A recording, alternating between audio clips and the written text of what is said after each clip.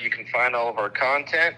Of course, Dino Nugget 741 on YouTube, but Dino with the Devil is on there, as well as all of his paranormal videos. You can find those. You can also find his paranormal videos at Dino Nugget 741 on TikTok. We also do a podcast that's available on iTunes, Spotify, Google Podcasts, Amazon, pretty much anywhere you can find podcasts, it's available. It's called GHP or Gatehouse Podcasts. We sit down and we talk about the aftermath and anything related to paranormal, so go check that out. We've also got coming up soon, we're going to be releasing another podcast called Lap Dances and Lattes, where me and JB talk about like everyday life and anything under the sun pretty much. So look for that. It's going to go live here soon. That being said, the show is all yours, JB. All right, guys, welcome back to Dino with the Devil. We have a really good guest tonight. I'm excited. I think this one might really scare me.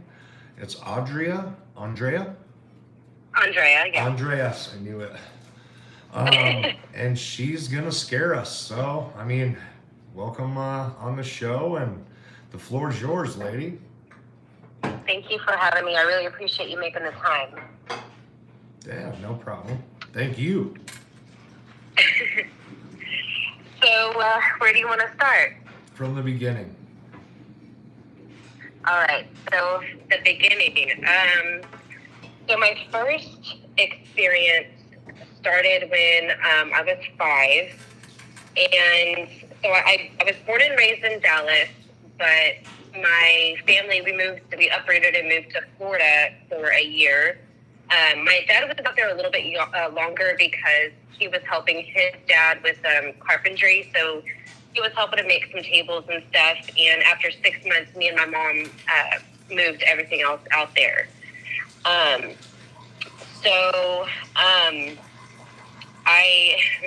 It's crazy because I vividly remember everything about that night. And I'm 37. So remembering something when you're 5 years old, like, that's not easy for a lot of people to do. I've heard a lot of people say, like, I don't remember anything from, like, before 6 or 7, you know. 14. See, there you go. I smoke a lot of weed. You ditto. So, I was laying in bed, and for whatever reason, to me, I always feel like it was around like 11 o'clock at night. I'm pretty sure they put me to bed maybe around 8 or 9. But I've always been that type of person where it takes me a long time to fall asleep. And so I was laying in bed, and it sounded like my dad was usually the one that would come in and check on me. And it sounded like he walked into the room. Not necessarily like I heard the door open or anything. It just, like, I felt someone was in the room all of a sudden. And so I closed my eyes real quick, like, I'm not supposed to be asleep. And the next thing I remember is I feel and hear, like, this cold breath in my face. And I was like, okay. And I open my eyes, and I see these 2 red eyes just staring at me. And so, of course, I scream. I mean, what kid's not going to scream? I scream, and it stands, like, it stood up. And it was so, like, the only thing I could see about it was its eyes. Like, I mean, it was literally almost nose tip to nose tip if this thing had a fucking nose, but it was literally just right in my face. And I screamed, and it stood up, and it was as tall as the ceiling, and then it just literally vacuum sucked into my closet. Like, my closet was one of those, like, sliding closet doors, and so it was open, and I just saw it kind of, like, vacuum suck into the wall of the closet. And I screamed, and I was like, my dad runs in. I was like, monster! And he's like, there's no monster. He turns on the light. He looks in the closet. He looks under the bed. He looks in my bathroom. And he was like, there's no monster. And I was like, and it, you know, I kept that to myself, like, for so long because, you know, as I got older, even though it was in my head, like, all the time, like, I would always kind of go back to that experience and tell myself, like, that was real. But then as I got older, I didn't want to tell anybody about it because I knew that they would either chop it up as it being just my imagination or me having a nightmare, but I wasn't asleep, so it couldn't have been a nightmare. Right. And the crazy thing is, I'm going to jump forward a little bit, but we can still go backwards into everything else. But so my dad had a sister and she had a daughter, so my cousin and my aunt. And after my dad passed away, which, sorry, by the way, my dad, 5 months later, we moved back to Dallas, and my father killed himself on Easter. Oh, whoa. And it was totally unexpected. Like, it was not, obviously anything typical behavior of him. So Suicide never really is, my man. mom and my aunt kind of got into it, and she tried blaming the death on my mom, saying like she got pregnant with me on purpose and my dad wasn't ready, even though my dad was 8 years older than my mom. Like, my mom was 23 when she had me, 28 when he died when I was 5, and he was obviously 30, the age I am now. He was 37. So, that just doesn't make any sense. Like, why, so they lost contact. We didn't speak for several years. I actually didn't reconnect with them until I was almost 18. And then when I was 21, we drove out to my dad's gravesite, which is in East Texas. It takes about 2 hours to get there from Dallas. And it was just crazy because, Is that where you're at now, Texas? Yeah, in Texas, yeah. And what's crazy is, like I said, I've never told anybody about that experience. Maybe a handful of like very close friends, but like years and years ago. And I'm literally maybe 3 people, just because, you don't want people thinking you're crazy. There's not a lot of people that you can just like be up in front with, like when it comes to ghosts, spiritual activity, demons, things like that. They're gonna dismiss it. Like, unless they've been through it with you or they've been through it themselves, like, it's not reality for them. So, I was very careful if I ever said it to anybody, but definitely not my aunt and my cousin, because I didn't know them. And so as we're on our way out to my dad's gravesite, my cousin's in the back seat with me, and she falls asleep, and my aunt's driving, and she says, I'm going to tell you something, but I don't want you to freak out. I was like, okay, I'm not going to freak out. She's like, no, promise me you're not going to freak out. I was like, okay, I'm not going to freak out. She said, about a week before your dad died, I was laying in bed, and I was, falling asleep, and I felt something at the foot of my bed, and I sat straight up, and I see this dark figure with 2 red eyes staring at me. And this was like in Texas in the middle of July, and I had got like chills to the bone. I was like, how the fuck could she doesn't know that. There's no way possible that she would have heard this from anybody, because I've never, ever brought that back up with my mom, like, ever again. Like, I don't even think I remember speaking to her about it when I was 5. Like, as far as, I'm sure my dad probably said something to her, like, oh, she thought she saw, like, a monster, whatever, but that was never brought up with my mom. So it's not like my mom would have told her at that point, just, I don't know. It was just crazy to me that was even brought up. How'd that make you feel, though, honestly? For me, it just validated what I had seen. And it also scared the shit out of me. I was like, oh, wait, so that was really real. Fuck. Did you lose your shit after that?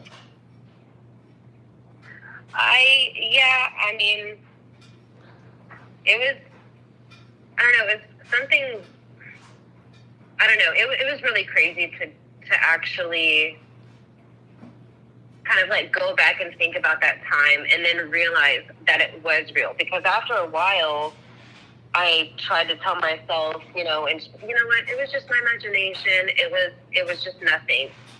And then here she tells me about this experience, and I was like, oh crap. Like, well, that was real. So yeah. And I've had so many experiences over the years, literally everywhere that I've lived, and it makes me think, is this thing following me? Is it something else? Like, I'm gonna say, you're gonna have to dig in deep on that one. How many places have you lived that it's had, been with you? Oh my God. I've moved and lived so many places. At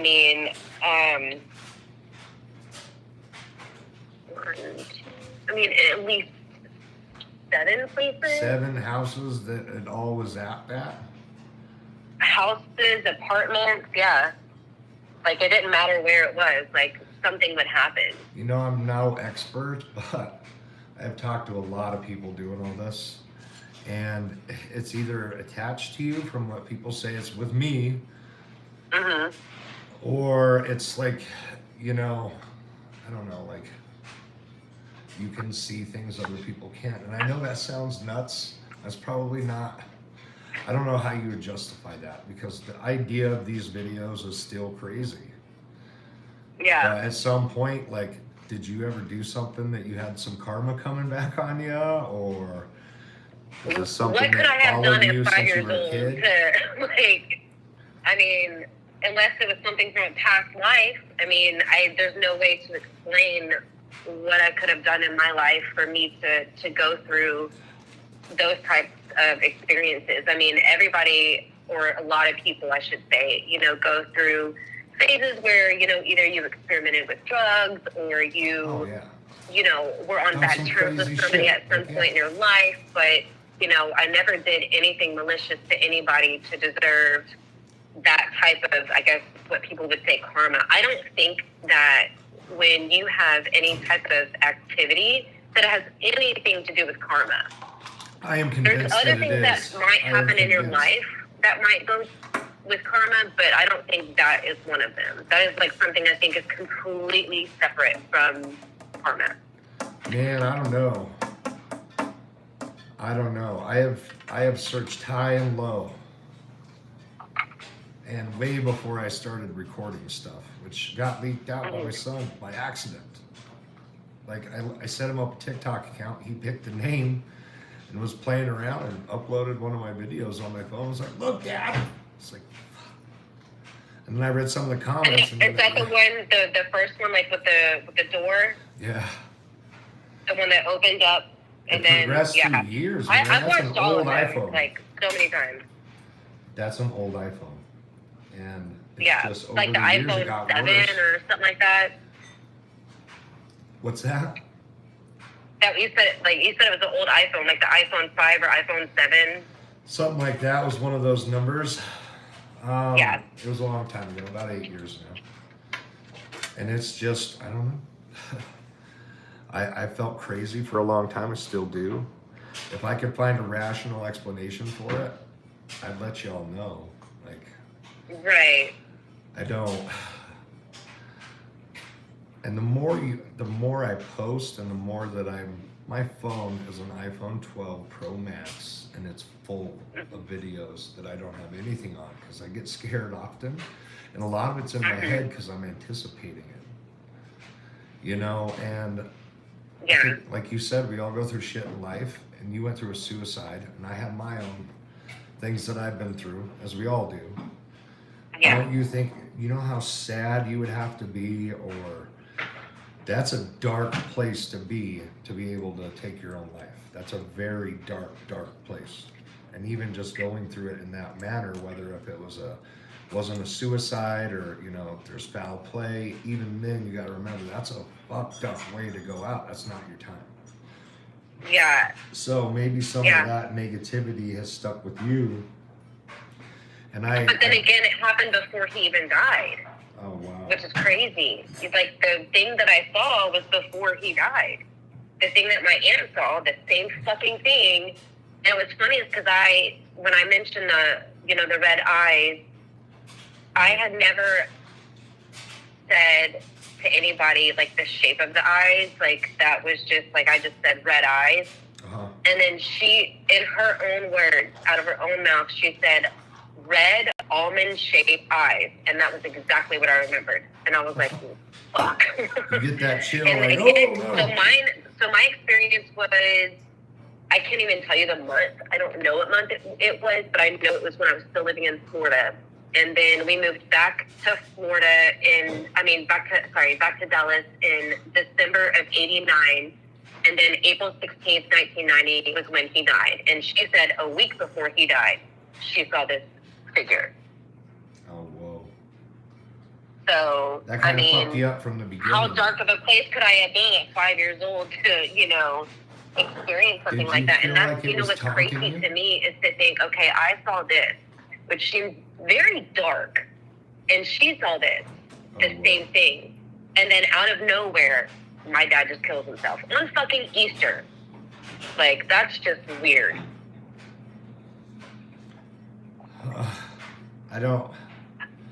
I've been through, you know, friends and family that have committed suicide, and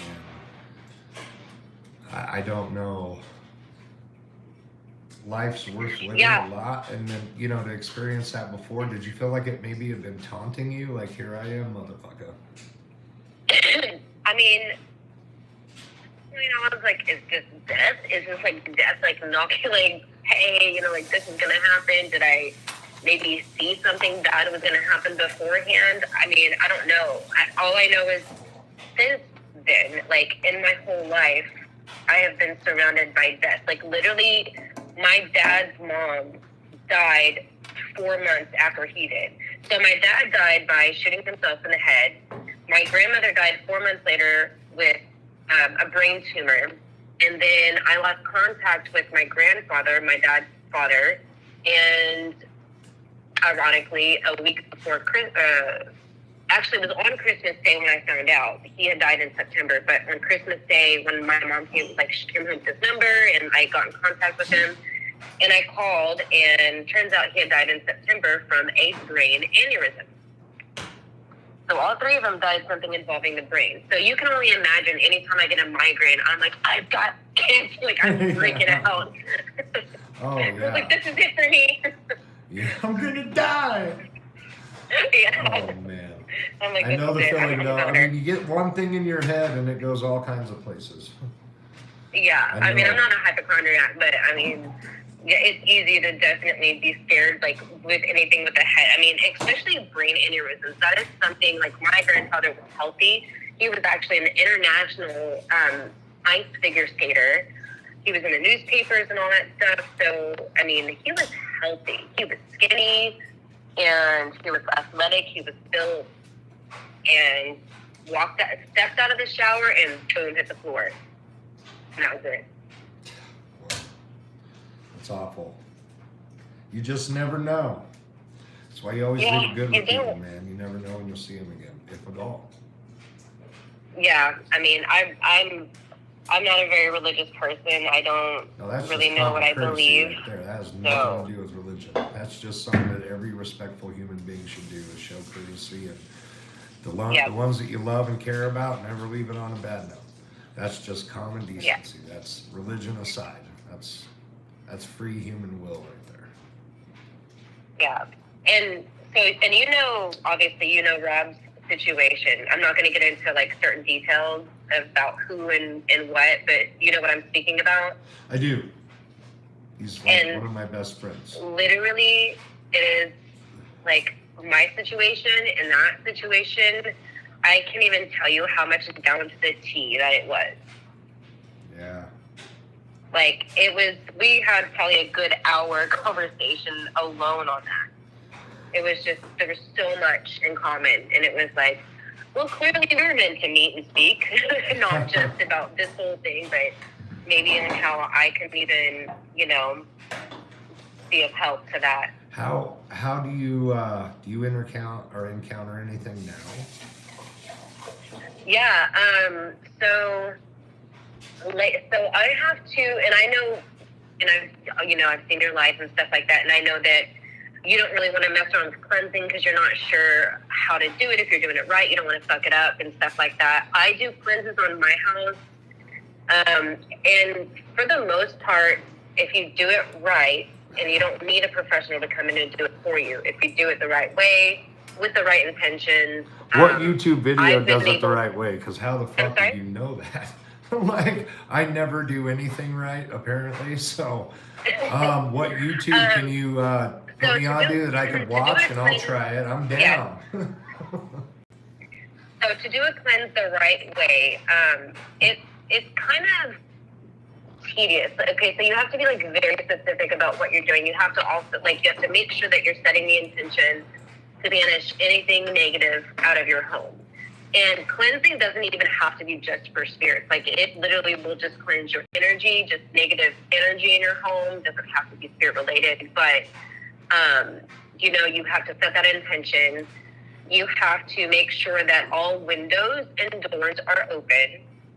And with the sage, you have to counterclockwise go around your house and counterclockwise in circles, sage your home in every fucking corner. I mean, cupboards, dresser drawers, closets, like everywhere.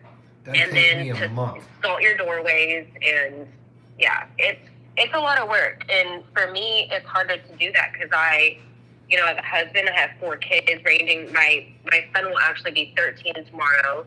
My oldest will be 15 next Friday. Oh, wow. And then and then I've got an 8-year-old and a 6-year-old. So for me to be able to do a cleanse, I'm like, honey, you need to get all the kids out of the house because there ain't no way I'm going to be able to do this with all them like following me, asking questions. I don't want to scare them. And two of my kids, my 2 sons, are autistic. Yeah. How do you deal with that? Does it affect them?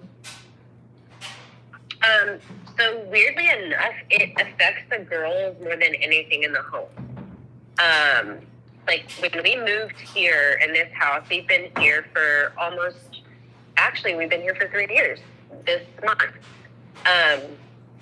And when we moved in here, my daughter was 2, and she started having night terrors. I mean, like crazy night terrors. She would literally scream and cry for an hour and would kick at me, thrash at me, scratch me. And it's like she wanted me to hold her, but she almost didn't even recognize me if I tried to get near her. She was just terrified. And then my oldest started having sleep paralysis. And that is like the most helpless thing that you could ever feel as a parent. Super vulnerable. Knowing, just like that, my daughter's lying there in bed, can't move, she said she could only move her eyes.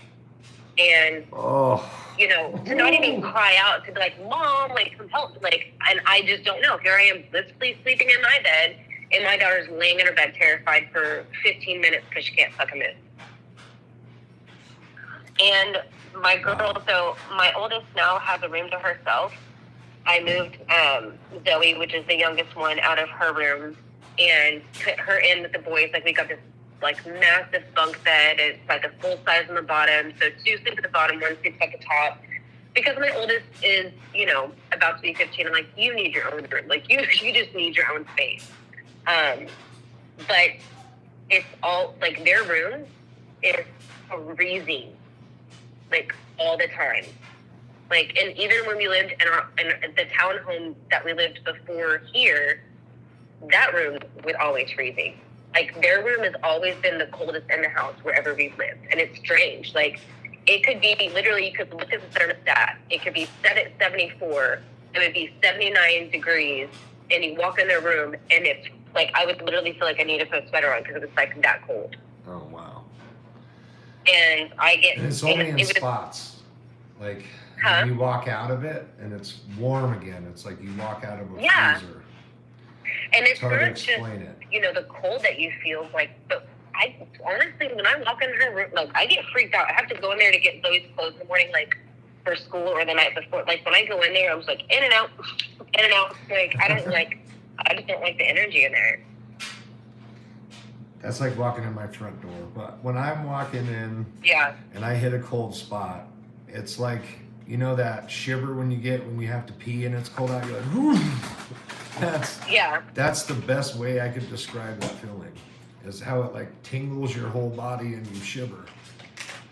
It's well, that's fucked up. Yeah. And kids. Yeah. The boys, these boys have bigger balls than I will ever. I'm not kidding. He is, a lot of people have seen the videos, and of course, if I'm, your stepdad, he's gonna watch my stuff, and, there's a couple lessons that he had to learn there, and I think he learned them, and he's no fool to this, and he tries to catch it himself. What am I supposed to do? Tell him no? You heard him. The kid's really independent, really smart. Doesn't play around. Yeah, Often. and I think that's another reason why some people say, oh, like, you know, like I've seen it, like, who would put their son in that position, or, you know, make him go first, or, you were pushing ready him. to go, like, come on, motherfucker, let's go, because I'm not the guy that's going to go, let's go down there. Yeah. And I locked the fucking door you even to locked stop yourself skeptics. in there. It was like, what was it, a hair tie, or what was that? It was a lanyard, because I don't know, I'm a simple dude. I'm super simple-minded. But I thought if I tied that in, I can assure that no one would come downstairs. You didn't think about trying to get out. So it was one of our experiments. Like, I literally had viewers tell me to do that. And I'm thinking, well, I mean, I could tie it off. And I tied that shit on, and Connor was like, come on, let's go. Like, all night we were trying to fucking catch something. And then it got wild. Have you thought right about when we maybe got putting tired. like a bell on a string or something down there, or even against the door, like something like that, to where there would be like another way to kind of catch the activity, like maybe not visually, but So here's what I'm saying. audibly. I live with this thing, and I don't care how many videos are out there that depict how an investigation takes one night to catch sufficient evidence on one camera. I'm not trying to publicize my life on camera 24/7. Just not trying to do that. When I have an experience, it happens often, and when it ramps up, you can literally feel the energy in the air. So when I start to record, it's as I see it, because I don't have time to sit around and watch 24 hours of video to see something peeking around a fucking corner at me when I see that shit in real life. So that's why I don't put out the videos of the doors opening, shit falling out of cabinets. If that's what people wanted to see. There's so much of that already out there, though. I mean, and that's not going to prove anything, because everyone's still going to say, well, that's not real, that's fake, you staged it, you had a string, or and I don't whatever. ask anybody to believe it. I mean, it's ghosts. It's like, and some people will say that and be like, have you ever seen a video of God? Are you just going to take a book's word for it? Or better yet, you know, is there a devil? Well, I've never seen a video of him, but I have seen some pretty evil shit. Yep. Do I believe in God and the devil? I all the do. time, and we have that on evidence, but is it the devil, or is it just people? Well, if evil exists, good must, and that's what I have to think about. Because seriously, all this negative shit, like, eat a bag of dicks. You know, if you don't like it, That's your don't listen, favorite phrase. don't Eat a bag of watch, dicks. fuck off, you cunts. Like, leer. Canoe. Okay. You know, and I'm glad that you share a story that, you know what it feels like when you come home and you just have that uneasy feeling, and you sit down and you're just like, fuck, what do? You don't take your jacket off or your hoodie, you don't get comfortable, you sit on the couch and you're just like, well, should I go? What's gonna go on? Have you ever had that feeling going home? You know, honestly, it feels like there's something here all the time. It doesn't matter what time of day, you know, just it Is has it a that energy feeling, when I or walk in does the it house. I show just itself? feel that. Does it show itself ever? So it does, but it doesn't. It does like this out of the corner of your eye, like I'm gonna fuck with you type of thing. It does a lot of noises, but as far as like visually, we only get to see like, it's almost like if I'm sitting in the living room on the couch, and to my left is like the hallway to the front door. And sometimes it'll look like someone kind of like a dark figure will just like peek around and move its head back real quick. Like what I've seen somewhat in your videos, like that, just kind of like, I'm gonna, like, what's going on? And then like move back real quick. Or you'll see something move out of the corner of your eye. That's And just a precursor to something worse that day. Huh? That's just a precursor to something worse. It's trying to get your attention at that point, especially when you see it peek around the corner. Like, there's a lot of videos that you see with it just peeking around the corner, and I'm at the point where it's like, if it's going to show itself, why would it have to be afraid? It's like, I'm right here. You know, I don't have to peek around anything to be like, what's up, motherfucker? It's like, I'm behind you. I'm all around you. That's how it really feels to me. And, you know,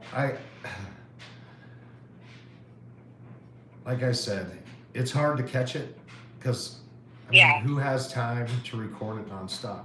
I work all day. I have a real life. Yeah. And I'm not trying to go through footage day after day after day to get one clip that's, you know, maybe 13 seconds long.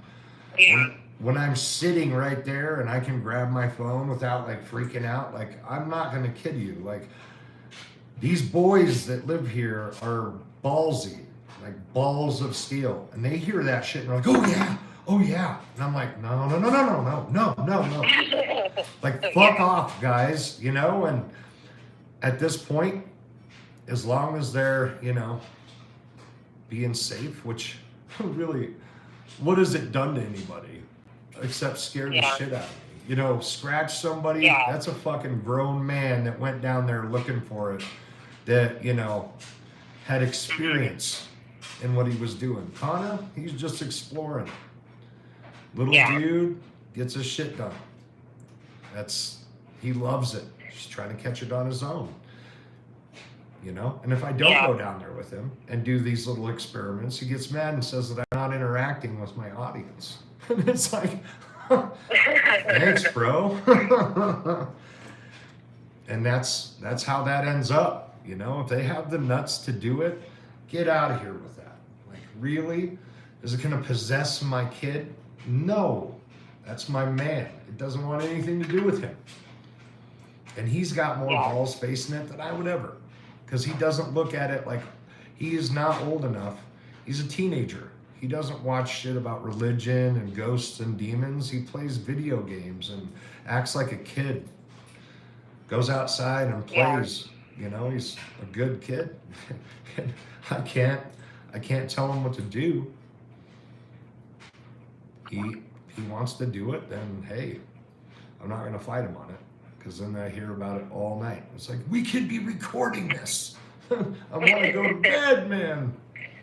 You're like, for fucking what? Yeah. And even Rob can contest. The kid's strong-minded, very, very smart, and there's zero fear in him. Mom and dad raised him well, for sure. That's awesome.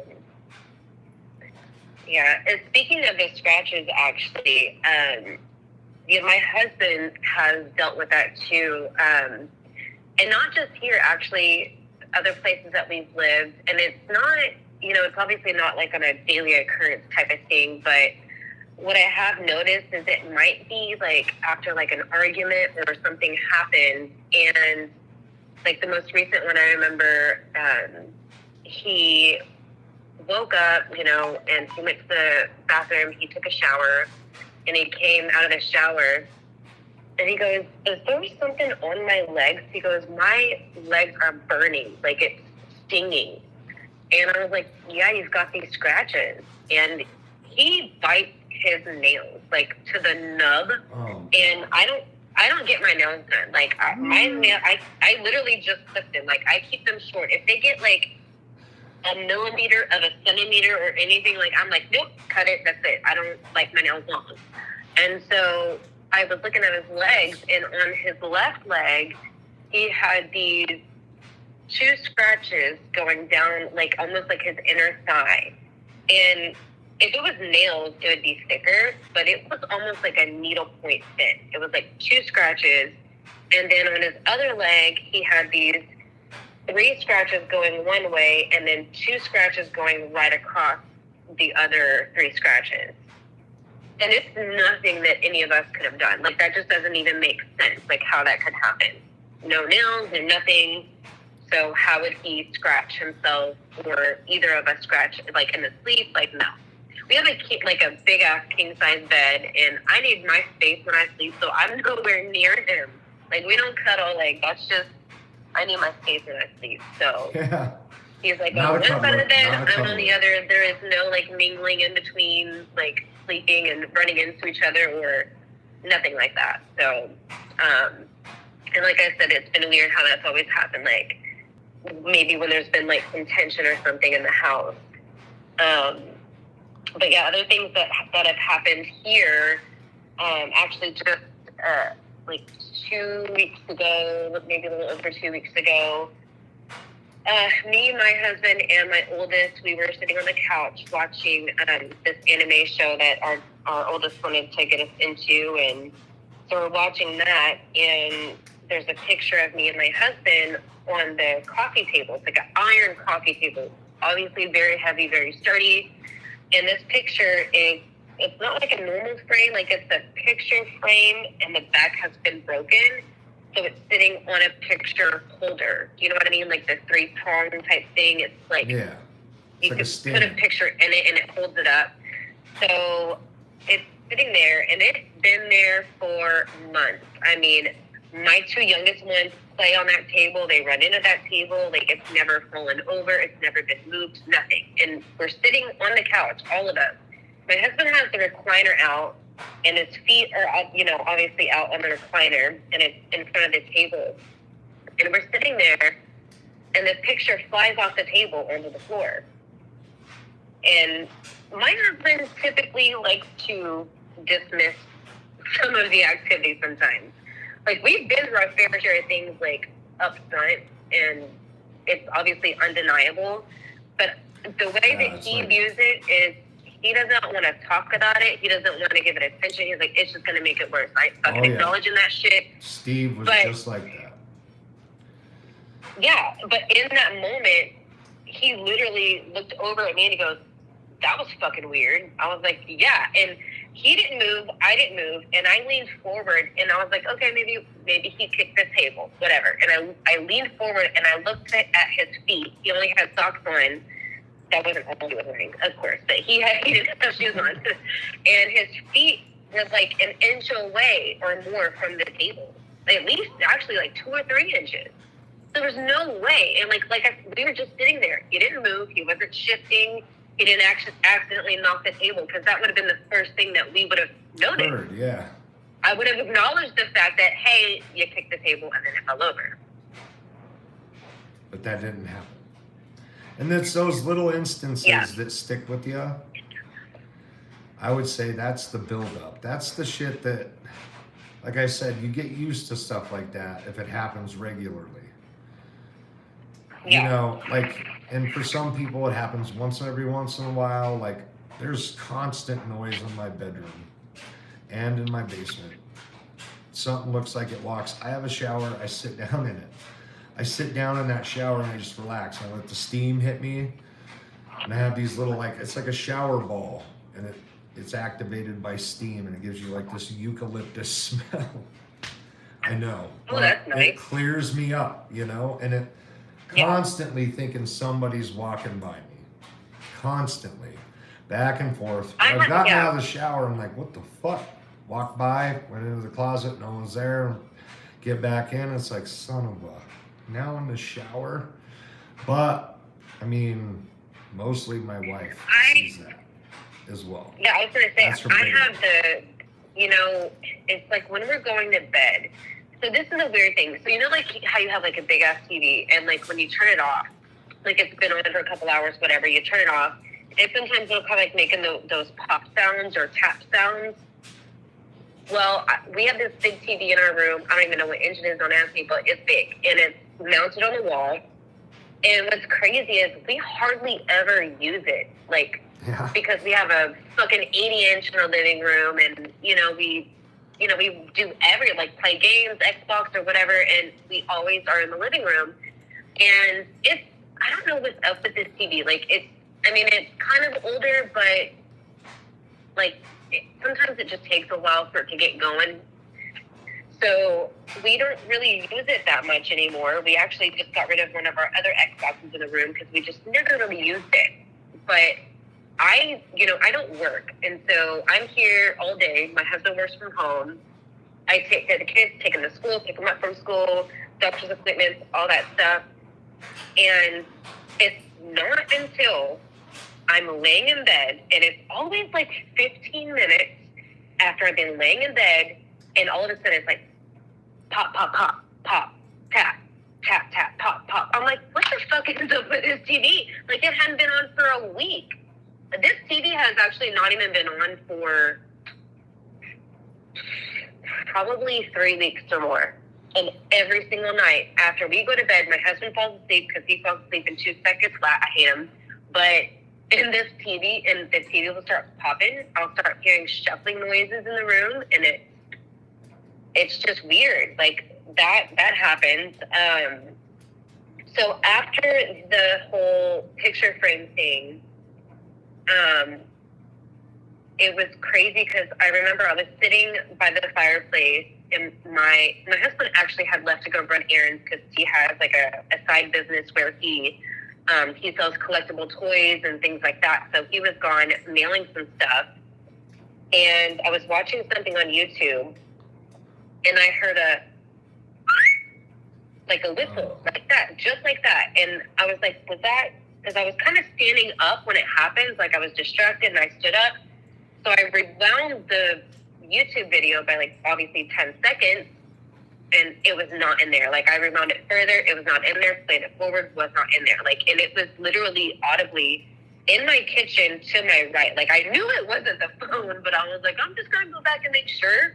And it was not. Like it was literally to my right in my kitchen. It wasn't outside of my house. It wasn't outside of the window. Nobody walks back and forth on the side of that house. Like, and it was just literally like it was trying to get my attention. And then, like about a couple days later, I was up pretty late. It was probably about 1 o'clock in the morning, and I was finishing up some laundry, and I was putting stuff up. And as soon as I walked out of the bedroom, I heard like a female voice, and I couldn't tell what it said, but I could hear it. And I was like, and I thought to myself, okay, well, maybe the kids are up, so check on the kids' room. They're all fast asleep. Stood outside of Chris's bedroom to see if they were awake, talking on the phone, and they were asleep, or as far as I knew. Like they were, but I didn't say anything to anybody. I was like, okay, well, whatever. Which was not the first time I'd heard that, but at that moment I was like, fine, whatever. And I went back to the room, went to lay down, and not even 10 minutes later, Chris comes to my door. Mind you, this is like my almost 15-year-old child, and eyes are like huge, and her hand is over her mouth, and she's like, I just heard a giggle in my ear. Ooh. And I was like, what? And she was like, yeah. She goes, well, what was weird is I was laying down, and she goes, the ear that I heard it in was against the pillow. And she goes, but it sounded like myself. She goes, I heard, like, just like a laugh, like a giggle. Almost like what you fucking heard. Like, what? Yeah, it's not a cry. Like that. Everybody thinks it's a crying lady. It's like, no, that's not a cry. No. Oh my God, I literally just. And did you hear now the growl? I have chills to my bone right now. But yeah. The growl, I've never heard that. And Tim tried to match it up with vocals that a human could make, and it's nowhere near it. That shit would have fucked me up if I heard that. In real life, and she's heard other stuff before. Like, I remember one time she was, we were getting the kids ready for bed, and like we were tucking them in bed, and she was in the kitchen, I think, like washing some dishes, and we heard her say something, but we were in the room like putting the kids in bed and like giving the kisses and hugs, the whole routine, and she said to Rolando, my husband, she said, why'd you do that? And he goes, why'd I do what? She goes, why did you breathe in my ear like that?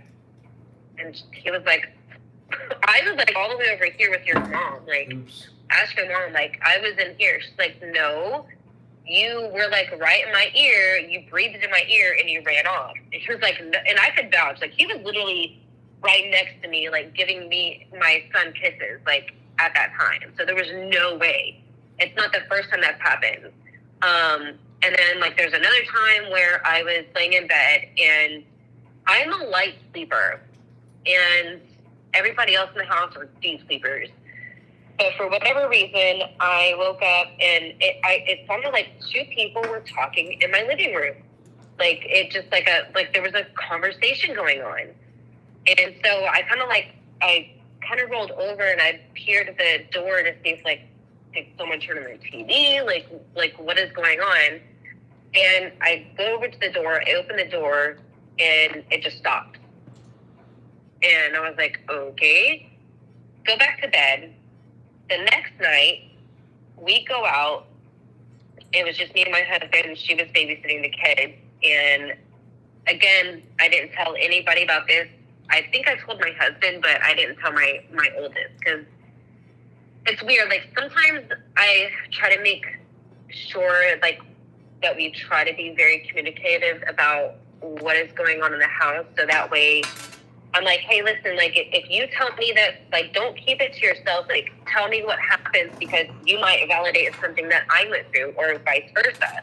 But at the same time, I also don't want to scare them. So, well, yeah, that's what I they didn't say say when they go to anything school. Huh? It's what they say when they go to school, and it's like, oh, you're come from one of those families. It's like, Yeah. it's such a label. It's hilarious. Now I know how all those alien weirdos, you know, that I've been abducted and I got anal probed, like, they think of the worst shit to say. It's like, that sounds a little nuts. Yeah. Now I know how they feel. Like, seriously. And then the government tells us that UFOs are real. Not saying they're little green men, but they're not manned by anything that they know. So essentially, we're saying something, but I kind of feel like a dick, but I kind of don't, because some of those people are nuts. So sorry, I'm not sorry, essentially. Yeah. Did you ever try to get help? What were you saying? Have you ever tried to get help? No, I mean, what am I gonna do? Like, call a priest to come in here? I mean, I honestly, I don't believe in that. I'm not, What? you know, I well, kind of. if you see a ghost, that has to mean that, or a ghost or a demon, whatever it is. If that exists, why is it so hard to believe that God might? Not to be religious, but like, seriously, the first thing you see on a movie is call a fucking priest. Doesn't matter your fucking religion, your faith. The first thing you think about is, all right, if this shit's real, I need to call one of these motherfuckers. Because the movies say that they get rid of them 30% of the time. It works every time. But they don't. But That's what I'm saying. I Have you ever believe. seen Like, an exorcism I don't think, movie like, if you come in here and spray holy water in my house, or if you bless my house, that's not gonna do shit. Like, I'm sorry, that's just my belief. That's not going to do anything more than what I can do. I agree, it doesn't work if you like believe it does in what you believe in, if you think that you can get rid of it, then maybe you can get rid of it. But it doesn't matter what I've done. All the advice that I've had from so many different people, nothing ever works. No, I might be able to. It makes it worse sometimes. Get it it's to like, die you down. Fucks. Yeah, I can either get it to die down for a couple months, but then it starts happening. But then when it starts happening again, it's something more. Like the picture flying off the table, my daughter hearing a giggle in their ear, you know, me starting to hear voices. This was anything compared to what I was going through before. You know what the scariest thing that ever happened to me was? Do you know what the scariest thing that ever happened to me was? Knowing now where I'm at now. I've seen some of it, but no, I don't. Where I'm at now, today, as of current, to when all of this stuff started about 8 years ago, the scariest thing that ever happened was that door opening. It was the scariest thing. I can only imagine. Thinking about it right now, that is when it all started. You know, and so I haven't had too much of the door situation, but there was one time where me and my husband were sitting in bed, and our bathroom door was open, and I had a diffuser on in the bathroom, so it was like illuminating all these different colors, and it had like the mist going or whatever, and we were watching TV. And every now and then I would just kind of like look over at the door and see like the different colors, whatever, just to look over at it. And the door so like there's the way my bathroom is, it's weird. So like you walk in the bathroom, and behind the door, there's like this half of a tiny wall. And on the other side of that is the toilet, like to give you some kind of privacy. I don't know, whatever. So there's like a small wall on the other side of the door. Uh-huh. The door came forward. I watched it as it happened because I remember seeing it kind of moving, and I looked over. It came forward and then it went back, and it hit the door, and it went boom, boom, boom, boom, boom, boom, boom, boom, boom. Like, it just, like, it hit it that hard that it kind of, like, bounced off of it until it just stopped. And that's never happened before. Like, so the way that our bathroom is, like, the door, if you don't close it and click it all the way, if you were to open our bedroom door, the draft is going to push that door open. So that I understand. That's happened plenty of times. But that's easily, obviously, debunked.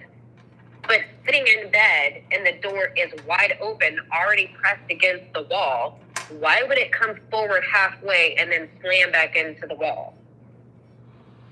People, and I literally looked at my husband, I was like, did you see that? He was like, no.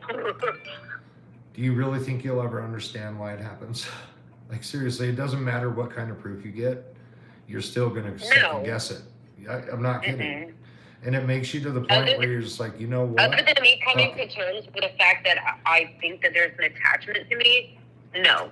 I will never understand what it is. I don't think I'll ever get rid of it. I'm thankful that and no offense or whatever, but I'm thankful that it's not to the point of what you're going through, because my stomach would probably come out of my throat and onto the floor. Like, I would just, like, I don't know how you fucking deal with that. What else am I supposed to do? Like, I understand too, because, like, it's terrifying when it happens, but at the same time, there's also, like, that paralysis. Like, you can't, it's almost hard for you to comprehend what you're seeing or hearing or feeling. No, at a certain point, you stop trying to comprehend it. And then, honestly, I stop second guessing everything that I hear that's a little out there and questioning the stuff that's, right in front of me. And that's bad. It's like, some of this stuff that they say doesn't exist, and, turns out they were wrong. Science is wrong all the time. Yeah. On a lot of stuff. It's educated guesses. That's what it is. And, as time goes forward, you find out one thing wasn't right, which changes a string of things that are outside of that. But why is it so hard to believe if we have UFOs now, the ghosts and Bigfoot and everything, some of that stuff may be a little out there. I don't think I'll ever buy into all of it, but, if what stuff like you and I go through, it's real for us, though. That's what I'm saying. And it's not in your head at certain points. You catch it on film.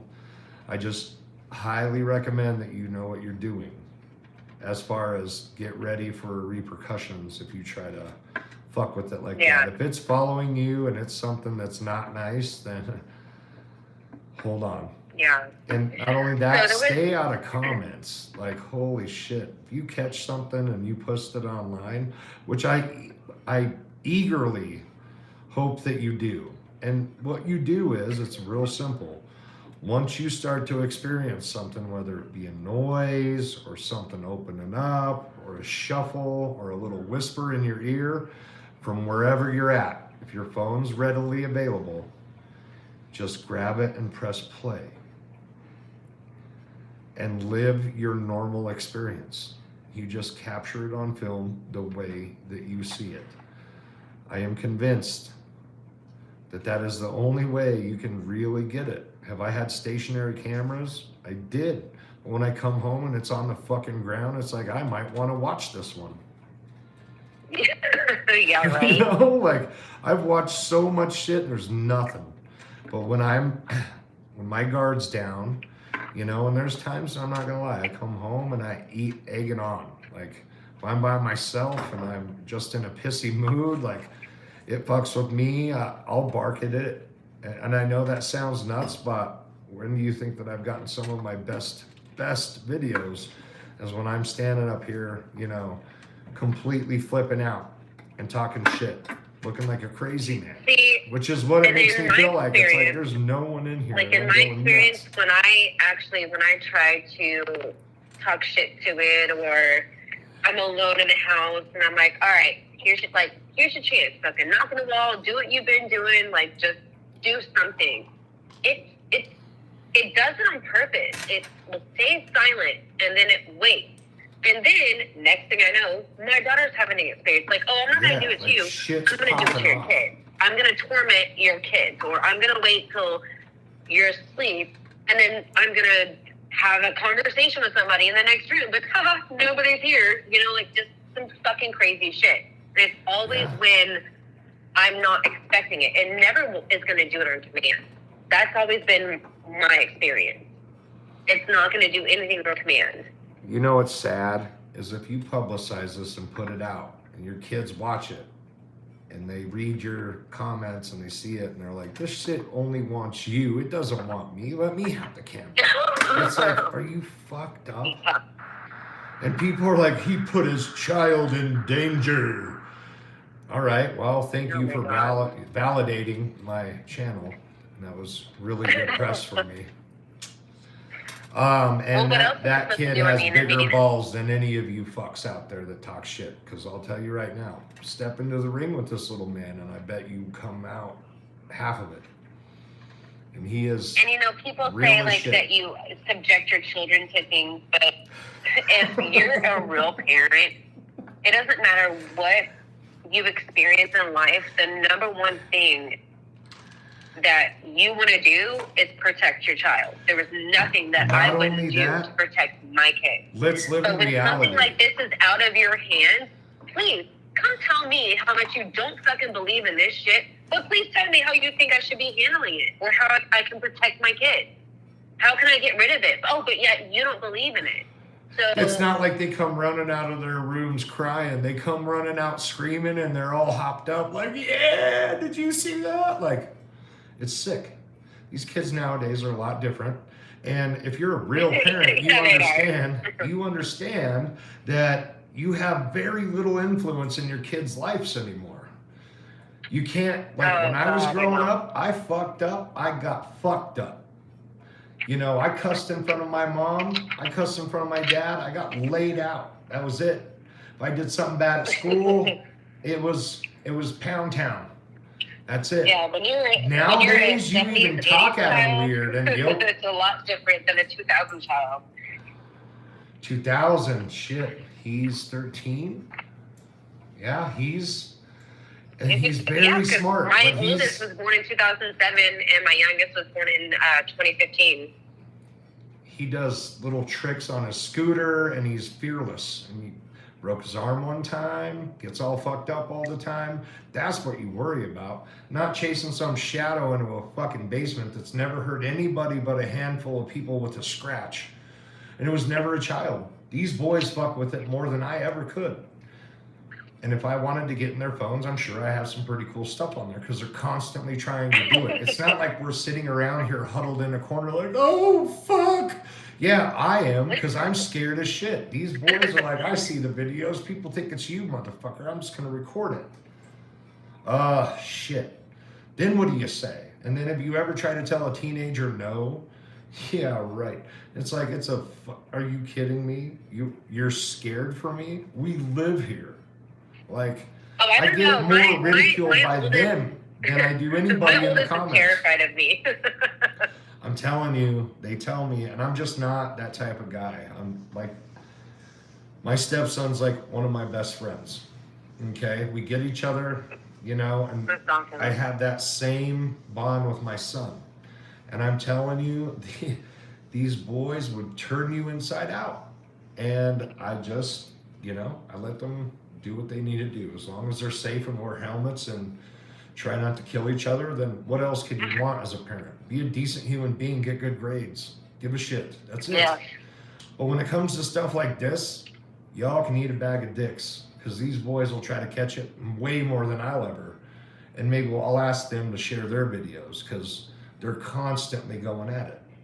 And every once in a while, get it. And I can't imagine what these little guys get. And they just love it. So to put all that BS to rest, get out of here with that shit.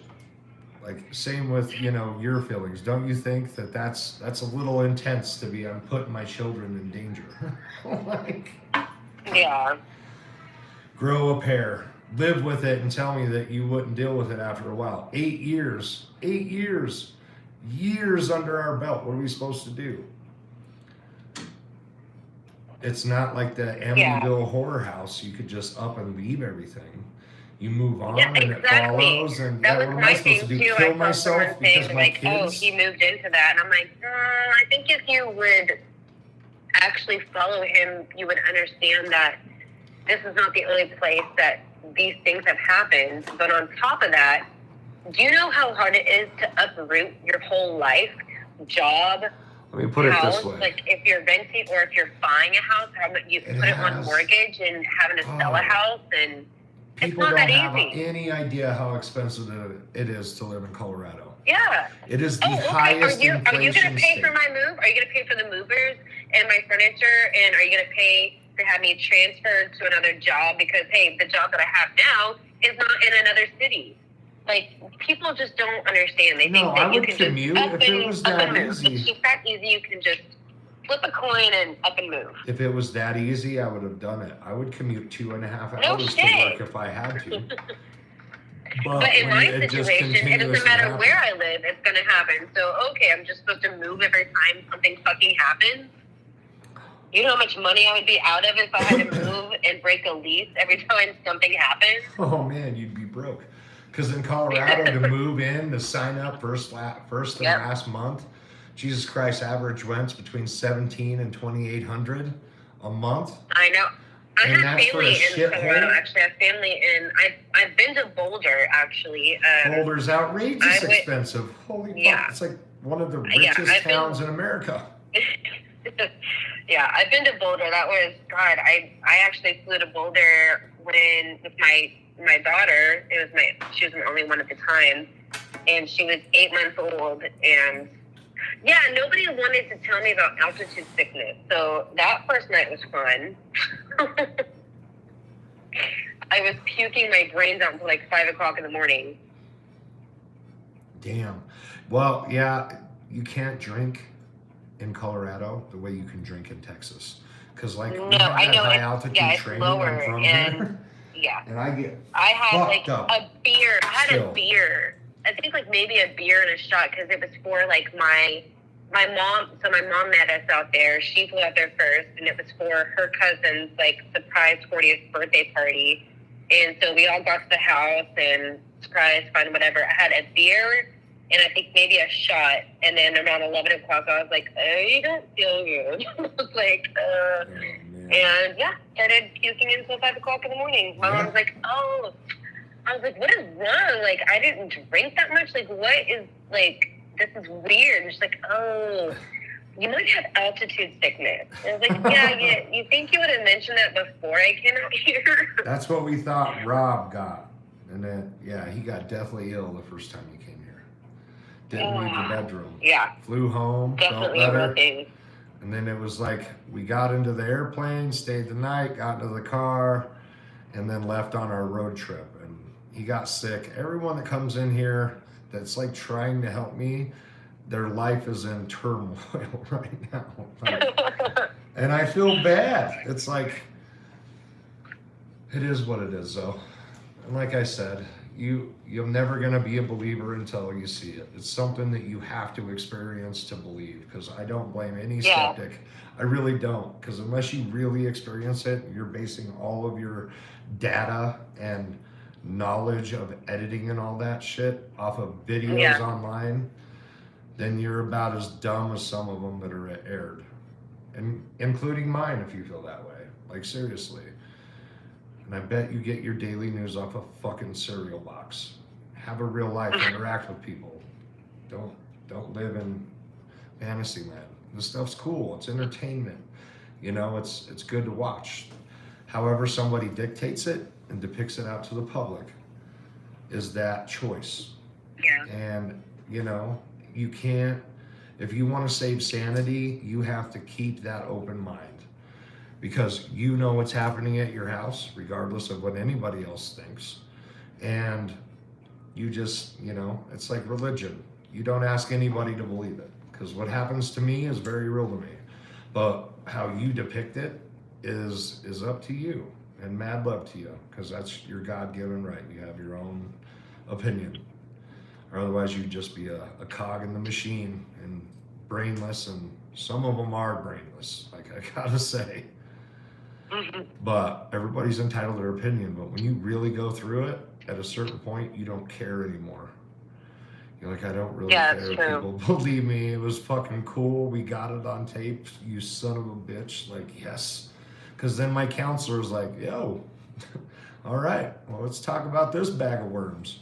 Because I seek psychiatric help. I really do. I have a counselor I talk to all the time. Great guy. I actually do too. I actually had mentioned that as well. He tells me I'm the most interesting. And they even asked me last time I went, they were like, how's the activity? Like, they don't make me feel crazy. No. They're like, how's the activity going? I'm like, it's happened. Because, I told him about the picture frame and the giggle and, stuff like that. So he's like, I asked him if he wants to see the video, and he's like, I'm not out of my fucking mind, and I don't need nightmares. I believe you. And then I just set it on the table running, and he'll flip the phone over. He's like, all right, dude, come on, man. Like, seriously. And he has goosebumps. And it's like, dude, I like you, man.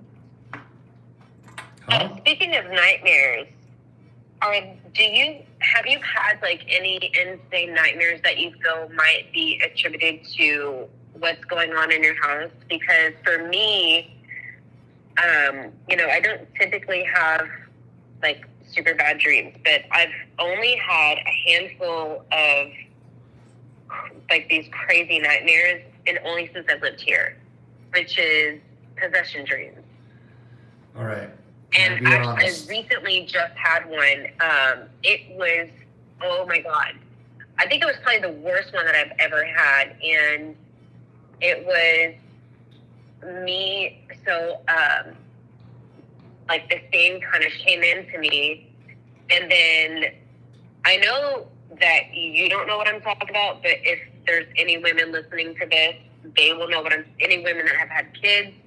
It's that feeling when you're pregnant and the baby moves inside of you. And it's like that flutter, that flip, that you feel that movement. But it was in my back, and I could feel it moving in my back.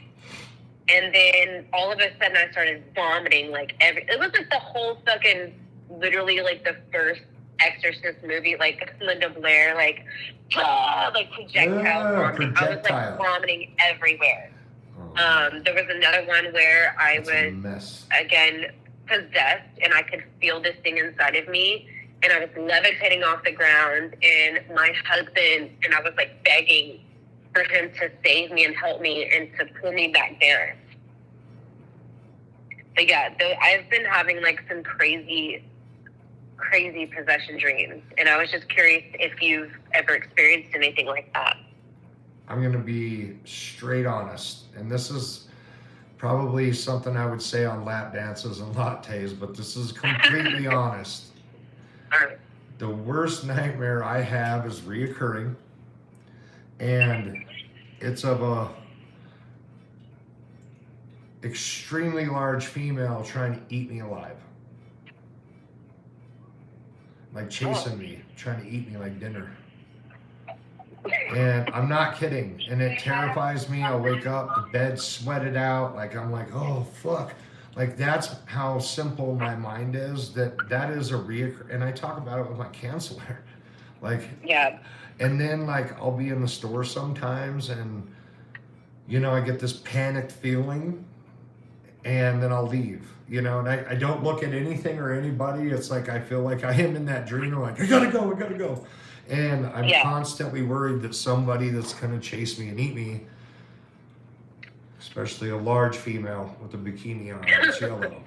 With a bikini. And I mean big, like scary big, like leaves footprints in the concrete big. Like, it's not like, just your 300-pounder or 600-pounder. This is a Shaquille O'Neal that weighs 1,900 pounds, like a fucking shark.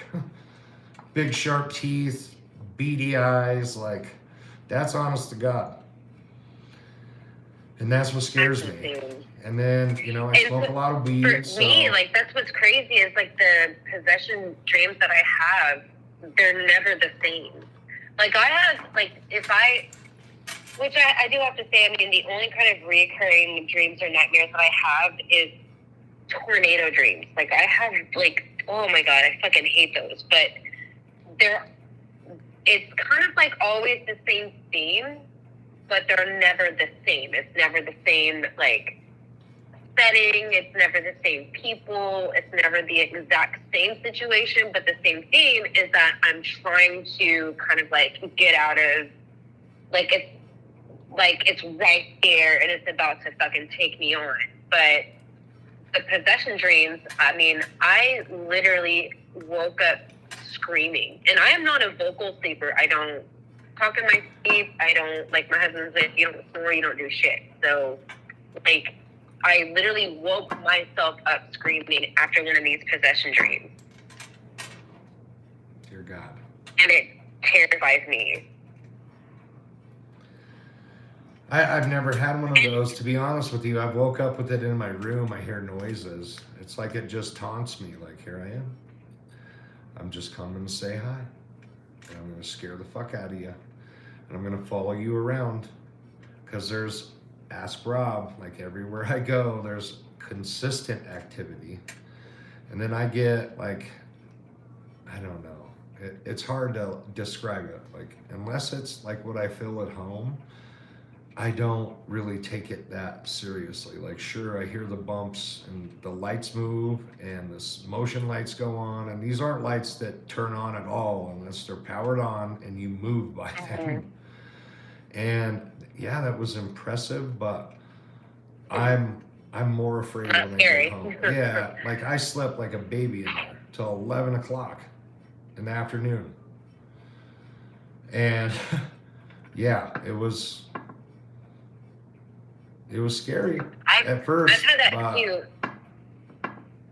It's hard to come home. I had that too here. I had, and again, it was like during maybe some negativity or whatever that was going on in the house. But, and this is how I know, like, this is not just an issue with my electronics or anything like that. It only happened a couple times.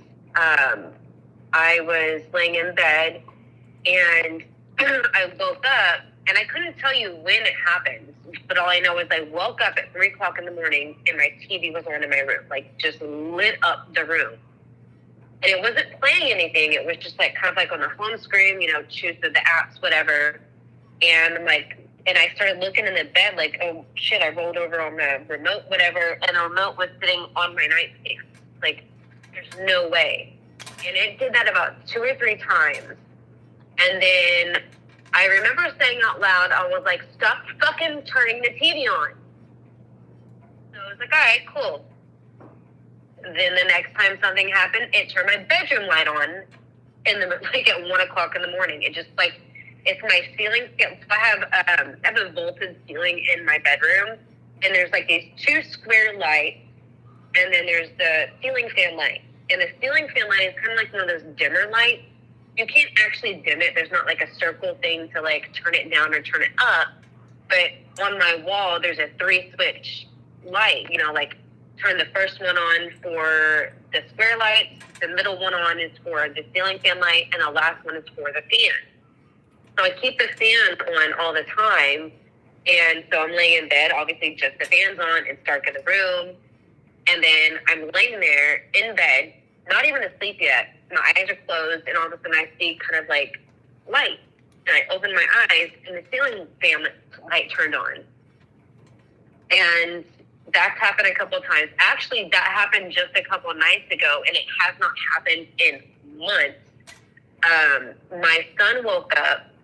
He wasn't feeling good. He didn't have a voice. He was just, and it was actually, my mom was over here watching the kids for Valentine's. It was last Saturday. We went for a date night for Valentine's, and we came home and played a couple games, watched some TV, and my son woke up, and he was running a fever. He had no voice, and he was like laying on the couch with us. And so I was like, do you want to sleep with us tonight? And he was like, yeah. So he comes and he lays in bed with us, and my husband and my son are laying in bed, and I got up to go to the living room for whatever, the living room or kitchen for whatever reason, And I came back, and the light was on. And they're still laying in the same position. I was like, did you not notice the light turn on? He was like, no. I was like, because I know this was not on when I walked out. Actually, because when I had walked out, the 2 square lights were on. I walked out, and I turned that light off. And the ceiling fan light was not on, because I never turned that one on.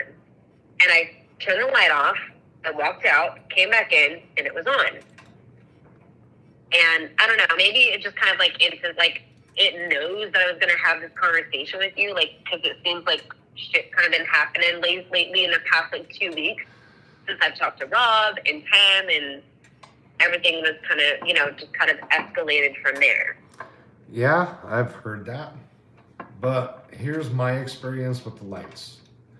You turn the lights on, and they're in the on position, and then the lights go out, and it's still in the on position, or reverse. You go down there with your flashlight, and the switch is off, and then the lights come on, and you go to switch them off, and the switch is still off. Yeah. Yeah. So when it's instances with me, and this is how I really live. In my opinion, throughout what I go through, mine gives subtle hints that all hell's gonna break loose. Whether it be a smell, a cold spot, voices, laughing, like I've caught all kinds of stuff on camera. And I am fully aware before it draws enough whatever to show itself, and it's complete random. There's not some hour that it happens. I have a video that conveniently happened to be at that time, because when something wakes you up like that, you grab your camera because you're trying to catch it on camera. Because if you really try to seek help, you go to all kinds of levels. And I've talked to like voodoo people, I've talked to like Southern Baptists, the snake people, which I don't remember what they called themselves. All kinds of religions, Jewish people to Catholic.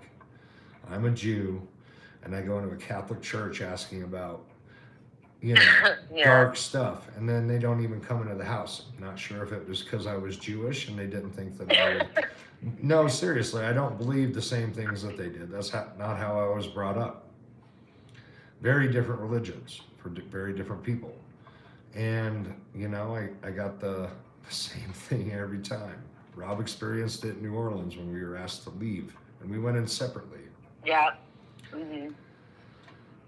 But if you can identify what it is, I am convinced that you can look up enough throughout being documented that you can figure out a way to banish it. Because if it even exists, then there's got to be somebody that's also experienced it and figured it out. And I'm set on figuring it out, because I don't want to live like this forever. And if it's really stuck to me, it has to be able to be unstuck, I would think. But that's for another episode. You would think. I've dealt with this for so many years. And it seems to fluctuate, so one of the things that I didn't, and I told Rob this was going to happen, that I was like, there's been so much shit. I was like, I'm probably going to forget something. And it wasn't until like a couple days later, I was like, oh shit, I didn't even tell him about this. And I was like, that was probably one of my most terrifying experiences. And this was probably in 2009. We were living in this house, and one morning that my husband was working for, he's been working for Allstate for like so many years, but at this time he was kind of working in pre-sort, which is like the mail department, and his shift started at like 6 something, I think, or probably 6 o'clock. And so he would get up at 5 o'clock and start getting ready for work. And and it was right after Gavin was born, and Gavin was only maybe about 5 months old. Mm-hmm. And he was in the bassinet next to me. And my husband came in and was like, all right, I'm about to leave. And I was like, all right, I love you. And then on and I actually have something glass in here to kind of recreate the sound if you can hear it. But so he was standing in front of me. To his right, which would be my left, was our bedroom window, or at least one of the bedroom windows. And on the bedroom window, we heard just like that. And so he turns, because he's standing right there. He turns and he looks out the window, and there's nobody there. He actually went outside into the backyard, looked all in the backyard, he searched the property completely, okay? And he was like, there's nobody out there. This is before Ring and whatever. Probably before even iPhone, shit. I don't know. And so we're like, oh my God, that was fucking weird. But I mean, like, the first one, we're like, was that a bug? But what bug makes it sound like, oh, I'm trying to get your attention? Like, and so coming from the inside, he goes to the garage, and the way our house was, if you stood in the kitchen in a certain way, to your left would be the garage door, in front of you would be our kitchen table, and to the right would be our sliding glass door to the patio. Mm-hmm. But our patio, we didn't have any curtains, we didn't have any blinds, it was just full on, just glass window. And I think the moon was actually full moon that night because it was so bright, it lit up the whole back patio. And I'm standing there, like, my husband walked out, got in the car. I was waiting to hear the garage door close before I went back to bed. And I'm standing there just kind of like half asleep. My eyes are closed, but I'm standing there. And I hear to my right, but this time it's a deeper sound because it's on the sliding glass door. And I didn't even have to move. Like, I just literally just moved my eyes to the right, and there's nobody standing there. Like, nobody could run off that fast. Like, it was just... Apparently, people have superhuman speed and strength and can adjust their size at will from, if you think about it, 8 feet tall it was like... And I just looked over, and I was like, there's nobody there. What the fuck? Yeah. And I opened up the door, and my husband is standing next to, he's still, like, not even in the car yet. And he has, like, his eyes are, like, protruding from his head. And I'm, like, thinking, and I said, did you just hear that? And he was like, no. He goes, but do you remember when we were standing in the room, like, right before we heard the tap on the window? I go, yeah. He goes, I heard keys jingling. I go, okay. He goes, my car was already started and my keys are in the car. So, and he was like, yeah, and I remember looking at him, and he had his hands, like, both of his hands on each side of his pocket, like, and so I guess it dawned on him then, like, oh, wait, shit, I heard keys jingling, or, like, a jingling sound, but I had already started my car to warm up, like, so, and I never heard what he heard. We both heard the sound on the window, and then in the kitchen, I heard the same sound, which is, like, literally right in front of me, but nobody was standing there. It was the exact same pattern, the exact many times, like, like, it's not a bug, it's not a June bug constantly flying into the door. Like, it was like, I'm trying to get your attention, like, hi, hello, I'm right here. Like, the fuck you are? No, you're not, I don't see you. If there's anybody that can say that something's following them just after this conversation, I would have to say that you would be naive to not think that it is. The probability of you renting that many haunted houses is probably impossible. So you've got to either come to expect that you have a gift of some sort, or you have something like I got that's just there to torment you. I know, I definitely have the gift. I mean, me and my husband went to the Fox Hotel in New Braunfels, Texas, and this is for my 21st birthday, and as soon as we pulled up, so the crazy thing was, 2 weeks prior, I'm trying to schedule this, this getaway for my 21st birthday. My birthday is August 31st, so it's literally right before Labor Day, and it just so happened to, like, be literally, like, that day, like, before Labor Day that year, and everything was booked. Everything that I called was either booked or wasn't even a hotel anymore. Like, this is Waffle House. I was like, okay, so don't want to stay there. So I'm like trying to find all these places, and I finally found this place. It was called the Fox Hotel. Never heard of it, and they had exactly what I wanted, which was 2 beds, smoking in the room. I'm like, cool. You know, my cousin and my best friend were coming with us, so 4 people, 2 beds, cool. As soon as we pull up, I was like, this place is haunted. And it was literally, I mean, come to find out, this place was built like in the 1920s. It was like an old ass hotel. You walk in through these 2 big ass wooden double doors, and it has like the old 1900 like face wash station, the old wooden register. Like everything about that hotel was old. Like they had pictures of people with slaves in the background holding they were holding rifles, and like these slaves are in the back of them. It had, in our room specifically, was a picture of a baby, like a 9-month-old baby, like not even smiling, just like in this big white dress, just like me mugging. It was just insane. And when we were there, so like that night, I'm trying to fall asleep and just kind of like had that feeling, and I look over at our door, and you know the light is coming through the bottom of the door, and I see the shadow walk in front of the door, stop, walk forward, walk backwards, stop, and it did that for like an hour. It just kept walking back and forth, only in front of my door. It was like, and it was oh God, that's how it is in my shower. It was like it knew that I was looking at, like I see what you're doing. Like it was like almost like if it stopped and like looked at you, like, but I couldn't see anything. It was like on the other side of the door. And it was like an off season actually for that hotel. So there were only like 5 guests total in this hotel. And the next day we were like getting ready. And in the next room, so like there was a chair in front of this door that was in the room. So obviously it was one of those rooms that would open up and lead to another room.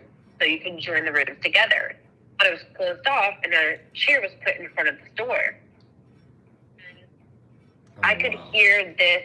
It sounded like old time, like preaching music, and not music, but like if someone was preaching, like, the Lord, like that's all I heard. It was like just this, and it's blaring. And I never complained about it, but I was like, that's fucking weird. Like, if someone's staying here, like, why are you sitting here listening to this, like, on a Saturday? Like, that's just random. And then, so we get back home, and we put all the pictures onto the computer, onto our laptop, and in every picture that I'm in, there's an orb. There's a big orb and a little orb, either to my left, to my right, up above me, it's like, or right in front of me, like on the floor, but you could still see like the carpet patterns through the orbs, like they were like big circles, and you could see everything through it. And then we get to this picture that I took outside from the exterior, and I wanted to get a picture of like the building and like the double doors. And it was crazy because I didn't even really remember until this month, like when I was looking at these pictures, that, you know, I see this figure behind the first set of double doors. It's like the first set that you walk through, and it looks like a little 5-year-old girl. It's glowing blue. You see eyes, a nose, a mouth, things. Like she's just standing right there. You can see the panel in front of her face. It's not my reflection because 1, doesn't look anything like me, and 2, it was much shorter than I am. I'm short, but I wasn't that fucking short. And so I remember when we first walked through that hotel door, and I opened up that door, I go, oh, I'm sorry. And then I look, and there's nobody there. Because for whatever reason, when I opened that door, I thought someone was standing there, and there was nobody there. But ironically, back, and there's someone standing behind that door. And so I had called the hotel afterwards. I was like, hey, oh, and not to mention, in the picture with the little girl behind the door, there's like 100 orbs. And I'm standing outside. This is not dust. This is orbs, like straight up everywhere, big, little, tiny, huge, like just everywhere. And so I called the hotel and I talked to the manager and I was like, hey, so I know it's going to sound weird, but kind of had some experiences there and I had these pictures. And she was like, well, so this is actually one of the most haunted hotels in Texas. And we had to stop advertising it because people stopped coming. Like, it was literally, they had pamphlets out at the front desk. And I guess it scared people off, so they just stopped telling people about it. And she told me about, there was somebody, a guy there that was doing like renovation, was like painting and stuff in the hotel. And that he was painting and he turned and he looked and there was a woman in a Victorian dress standing there staring at him. And he literally dropped his shit and left the hotel. He didn't even come back for it. He was like, I'm gone. That's it. And then also a little girl who looked about the age of 5 had been spotted in the hotel. They call her Christine. And apparently she was the niece of the man who built the hotel, but she died in the late 1800s from tuberculosis before the hotel was even built, but on that land. And I sent her a picture because I kind of like, I blew it up and cropped it, whatever you could do back then. And I emailed it to her and she said, that is the same little girl that showed up in another guest photo. It's like 2 weeks ago. They were on the same floor that I stayed on. And she had her 2 little girls with her. It was just her and her 2 little girls. And a third girl showed up in the photo. She goes, that is the same little girl that showed up. And then our computer crashed. We like literally every picture from my kids' like birth, like all these photos were just gone. Like the whole laptop crashed. Like we couldn't even fix the motherboard. Like it was just gone. Like all that shit was gone. I was so pissed. Yeah. Like to have all those experiences and like have all that proof and like it was just gone. That was crazy. Yeah. That's bad luck. That's bad luck. Because then it doesn't matter how much evidence that you get, though. It really doesn't. Yeah, it's true. Because who cares at the end of the day? It really is. I mean, seriously, people don't know what people go through because they don't walk in their shoes. So I feel you. And a lot of that, I don't know if I could handle all that. That's too much. You know, what I got is, it's almost like I know it. You know, to experience that kind of variety, I would even be more freaked out than I am now. And I don't think that I would record that either. Like, I've never thought to record it. I mean, like there's literally everywhere that I've lived. You know, there was another house that we lived in. This was after the house that I lived in with the tapping. And then, no, actually, sorry, before I lived in the house where there was the tapping, we lived in this other house in Irving. And it was right after, so we moved to that house literally a week before I had my first child. And then after I had her, I would randomly, at times, hear a baby crying. But it was not my daughter. It was like an older, you know the difference in like a newborn cry and like a toddler crying. Like, there would be times where I would be outside and she was taking a nap in her crib and I would start hearing this crying. I'd rush in. She's fast asleep. But at the same time, like, that's not my baby crying. And then I remember I was laying in bed and I hear this crash from, I'm in my bedroom, but I hear it come from the kitchen. And in that house, it was like, the living room, the carpet, and then there's like that gold line that separates carpet from the floor, which was the kitchen, which was linoleum. And I had the car seat sitting on the side of the couch on carpet, literally in between a table and a couch. Like, it was snug in there. I go out there and the car seat is halfway across the floor in the kitchen, flipped over. I'm like, it doesn't just fall over. I mean, it'd be one thing to like tip over a little bit by itself, but it was literally on the other side of a chair on the floor upside down. And then weeks later, my cousin comes over. We're sitting outside. My daughter's taking a nap. She's in her room in the crib, which is all the way down the hall to the left with the door shut. And it sounds like there's a baby crying in the living room. And I had told my cousin about this. I was like, I swear to God, I hear a baby crying all the time. And like, sometimes I get it as a mom, you think you hear babies crying and it's just not real. But we were talking, she was actually mid-sentence and she just stopped and she looked at me. I was like, what? She goes, is that what you're talking about? I was like, oh my God, you hear it? Because I heard it. But I was just like, I'm going to ignore it because I've heard it so many times. And she was like, is that what you were talking about? I was like, yep. You hear it? Cool. I'm not insane. That's great. But it just kind of makes sense to me. But it also makes me wonder, like, what was the history of that house or the land? Like, was there a baby that died? Did somebody die with a baby? Or were they mad about me having a baby in that home where a baby died? Like, it's just, you know, like, because it's after I had the baby, they're throwing the car seat. I'm hearing knocks and bangs. And, you know, that, I just dismissed it as, like, the house settling or whatever. But they're really loud knocks. Like, it would sound like someone threw a pebble on the wall. Like, loud. Like, it's not just it's the floor settling or the walls are settling because it's wintertime and things shift, and wood swells or whatever. It was not. It was, like, loud. It was, like, bang, like, loud. But I ignored that. But after the car flipped over, or the car seat flipped over, and then I hear babies crying, I'm like, yeah, that's not normal. That wasn't going on before I had the baby. So it's like literally everywhere that I've lived. I lived in an apartment where, actually, it was me and my husband's first apartment. And I remember him telling me about this experience first, which was, what's weird is in our bedroom, like where our bedroom door was, it was kind of like a little bit of a hall that led to the door. But it was always like super dark at night.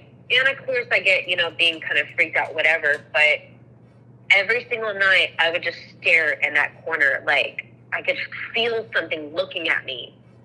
And eventually, like one day I came home from work and my husband was like, did you just get here? I was like, yeah. He goes, you just got here. Like, you weren't here before. You didn't, like, walk in and then, like, go back out and, like, come back in. I was like, no, I just walked in the door. Why? He goes, it sounded like you came through the front door and then you put your keys on the key rack and, like, I heard the keys swinging or whatever. And I called for you and I didn't hear anything. And I was like, oh, well, that's weird, whatever. And then there was another time where he told me he was sitting at the computer desk in our room, and he said it felt like somebody was standing over him and like hovering over him with their arms, like over him. He goes, I was scared to turn around. Like, my husband is 6'1". At the time, he was actually like 300 something pounds, like big dude. I'm gonna be scared of a lot of things, but he was like, I was scared to turn around. And so I was like, really? I was like, that's weird. And then it happened to me. Then one day I'm by myself at home. It sounded like somebody walked through the front door, shut the front door, put the keys in the key rack. And I was like, babe, hey, Rolando. I'm like pissed off at this point. I'm like, dude, answer me. And I go out there, no keys, door is still double locked. Like, he actually wouldn't even been able to get through the front door because the way that the doors were locked. I would have had to let him in. And then there was another time, like he just described, I was sitting at the computer desk playing Yahoo Pool, back in the early 2000s. And all of a sudden it felt like somebody was standing over me. Like they were hovering over me. It was so fucking terrifying. Like just to feel like that energy of, like, imagine you close your eyes and someone walks right behind you and you feel them standing so close to you. That's what it felt like. And so I turned around and the feeling went away. I was like, okay, no one's there. but as soon as I turned back around, boom, it felt like they just like right back over me. Just hovering, like with their arms wide open, like I'm gonna get you, like that type of thing, like just right there over me. It was terrifying. Yeah, I mean, I don't really feel like I have any special gifts or anything, and honestly, like, I get scared when it happens. And it's unique each time. You know, there's never two repeat offenders. And yeah, it's never the same it's thing. only when I'm at home. You know, when I'm out and I get a picture of something, you know, it's you zoom in on a dozen pictures and there'll be that one that has something in it. Like, that's all I recognize with it. You know, outside of that, when I'm looking for a rush or, you know, to get the tingly feeling going down, you know, scared, getting your hair standing up on your neck, like I know how to, you know, have my own experiences. Yeah. And like when I go other places, it doesn't work like that. I mean, doesn't come out, never has yet anyway. I mean, who knows, but I haven't put myself in situations to where, you know, it's hard to find one location where people have paranormal experiences, because it sounds like you've had them all over the place. The only paranormal experiences that I've had weren't until me and Rob were in a goddamn hospital where people died at anyway, and then ended a tragic way, you know, during Katrina. And you definitely felt, you know, the presence there for sure. And I think anybody that would go in there knowing what we did, you would have a preconceived notion of like, yeah, this is, it's a hospital and some bad stuff happened on top of it being that.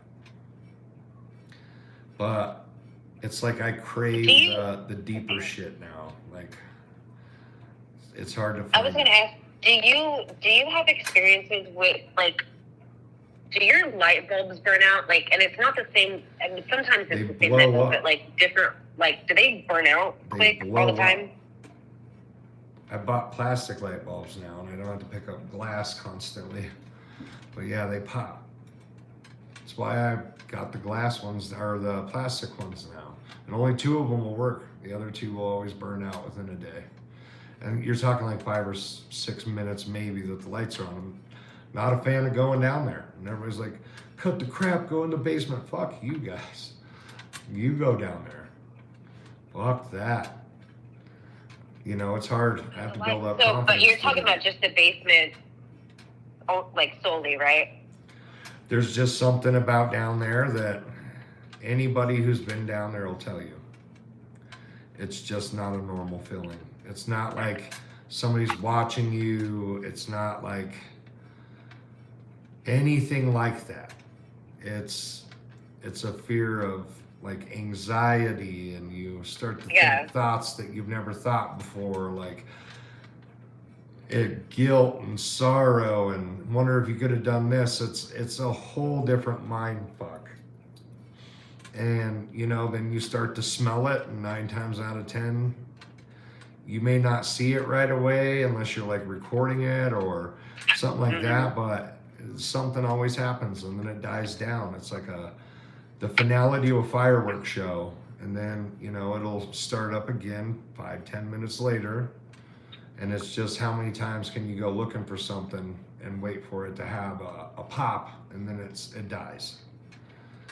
So it gets repetitive in the sense that it's trying for this big show, and then it falls short. And then it's just the feelings that you get. It's beyond anxiety. It's beyond, you know, what you can normally comprehend in feelings, because it's not something that you're prepared for in reality. You don't know how you're going to feel until you're put into that position. And I maintain that through everything in life. You never know how you're going to react because you've never been there before. So, you know, a lot of skeptics out there, they'll have that one thing. Go sit in the corner of the darkest room of your house, turn all the lights off, and see how long you can sit there. Seriously, and just be quiet. Yeah. And listen. You never know. Going to bed is the hardest for me, because that's when I feel it the most. Like, it may not be a lot of access, but I can feel it. Like, Yeah, sometimes. I mean, there's always a sign. When something's gonna pop off around me, it's like I get a feeling like, oh fuck. Here we go. Have you found like your ears ringing when something's about to happen or does happen? No, I just smell it and I feel that cold shiver pee, and then I either go looking for it or I, try to ignore it. Most of the time I go lay down and turn the TV up. I do ambient sound, which is huge for me.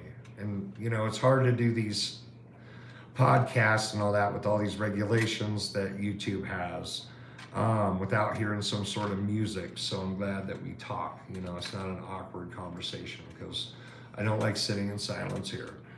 I'll turn on either waterfall noise or rain and thunder, waves, and it puts me right to sleep. And I wake up and I'm good. So it's like a 6-hour fucking video. And that's the thing. I have 2 fans going. I have like a humidifier, but there's like this turbo option on it. And then I also have another fan directly like next to my bed against the wall. So it's always loud in my room when I fall asleep, like 2 fans going. And that's when it gets me, like that's when I know shit's going on because I can hear shuffling sounds happening. Actually, just the other day too, we were laying in bed and it was before our alarm went off. It was like 6 o'clock in the morning and it sounded like, so I have like this art desk that I like to paint and do stuff like that.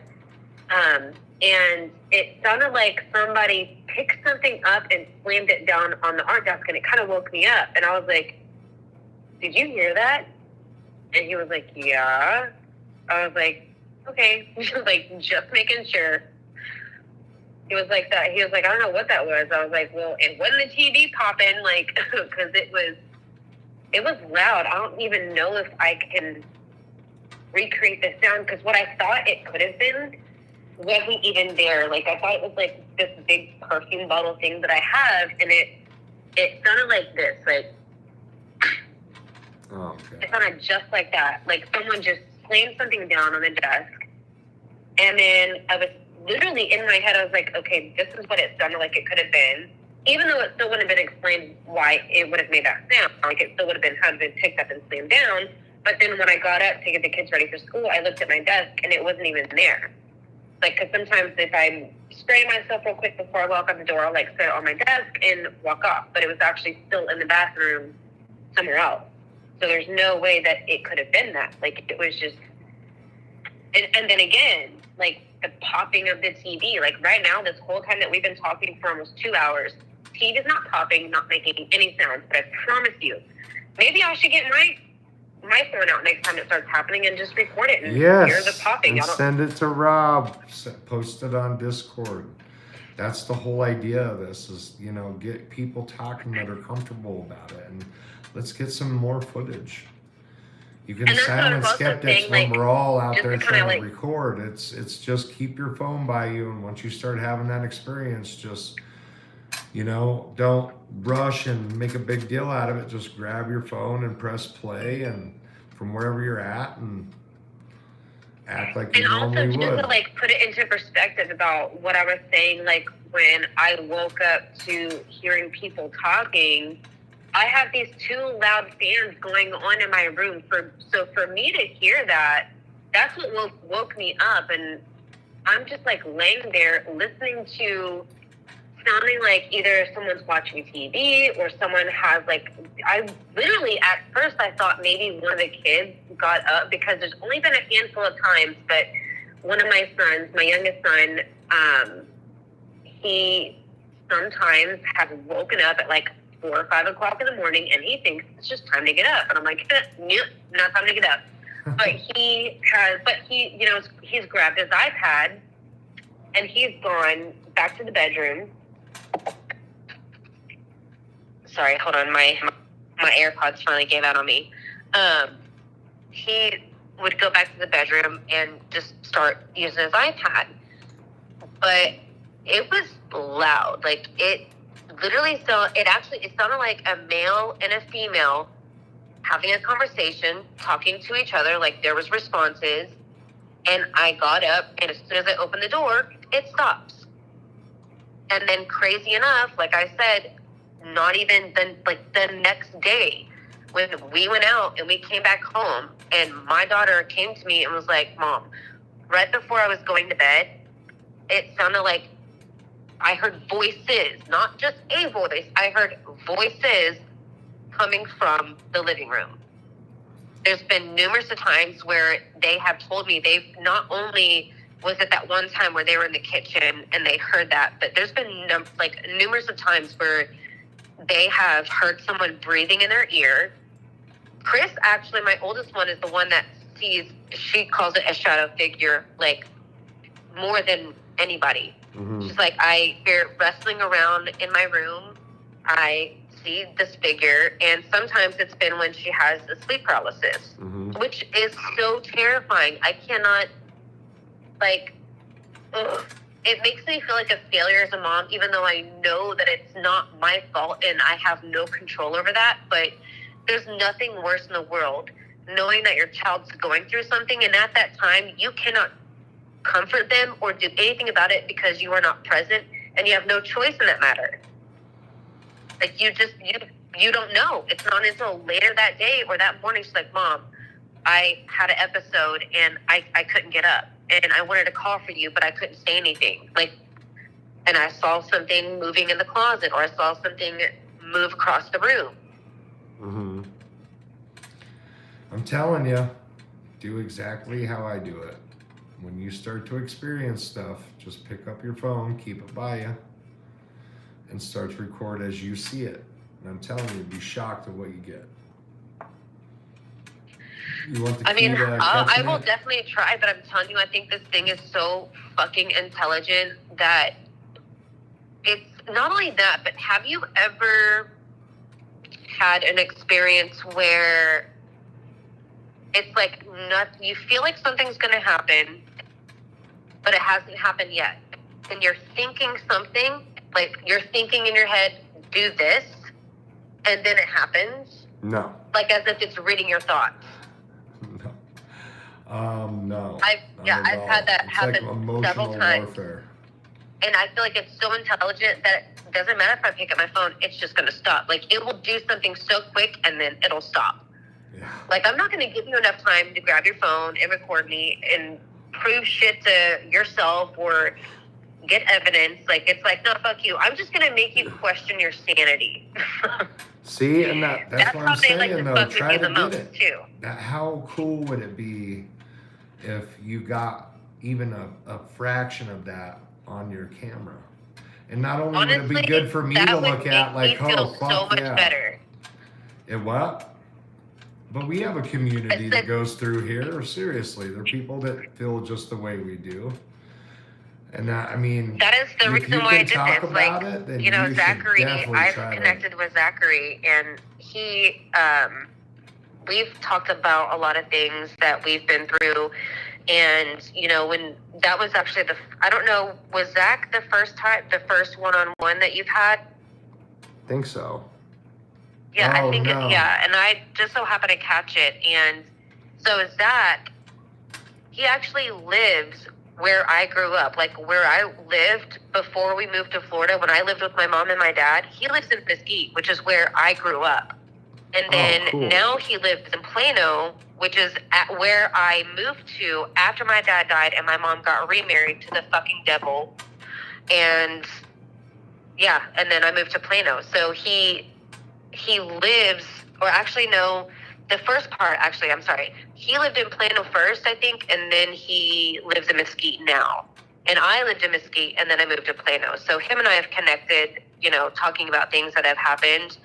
But that's kind of like also what inspired me to, I saw that there was an option and how to reach out to you and get my story out there. And so it just kind of, and it's not about trying to convince anybody.